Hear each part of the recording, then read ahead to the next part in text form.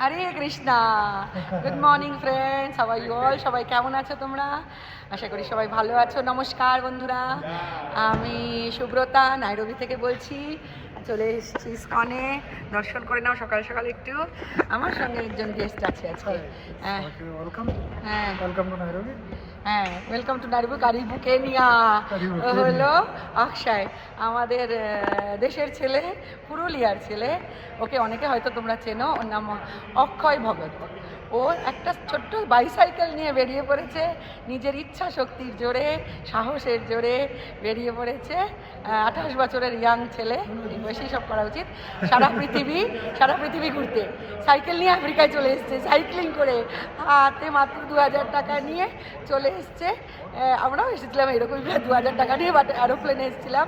কোনো এক্সকিউজ করেনি, ওকে আটকাতে পারেনি যে আমি কি করে যাব, আমার টাকা পয়সা নেই, আমার অত ভিসা নেই, কি নেই। ইচ্ছা শক্তি এবং সাহস নিয়ে। আমি বললাম তোমাকে কে ইন্সপায়ার করেছে? এটা বললো স্বামী বিবেকানন্দ। স্বামী বিবেকানন্দ আমাকে ইন্সপায়ার করেছেন, সারা পৃথিবী উনি হেঁটে পথ করেছেন, আমি সাইকেল নিয়ে চলে যাব।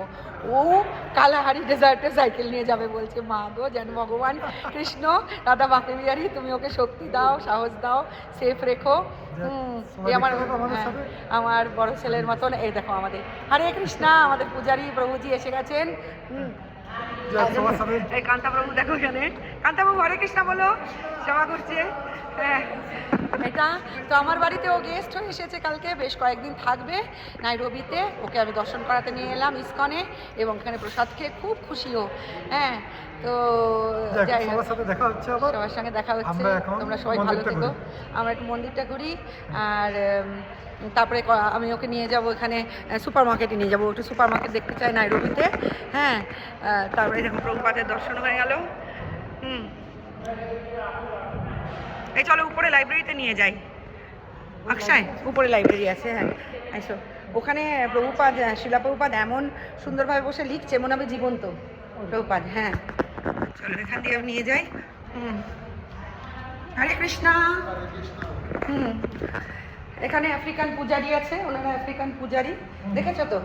ওরা এখানেই থাকেন এবং পুজো করেন, ভক্তিশাস্ত্র পড়াশোনা করে। তোমরা তো এই টেম্পলটা অনেকবার দেখেছো আমার কাছে। তোমরা একদম নাইরোবিতে সব চেনা হয়ে গেছে। দেখো এখানে প্রভুপাদের লাইব্রেরি।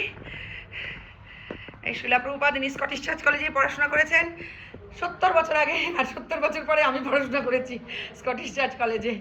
আমাদের স্কটিশ চার্চ কলেজে অনেক বিখ্যাত মানুষরা পড়েছেন, স্বামী বিবেকানন্দ, নেতাজি সুভাষচন্দ্র বসু, নেতাজি থেকে শুরু করে শিলা প্রভুপাদ, অনেকেই।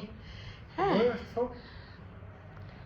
আচ্ছা, তোমাদের সঙ্গে আবার দেখা হবে, আবার আসবো। সবাই ভালো থেকো, সুস্থ থেকো, টাটা।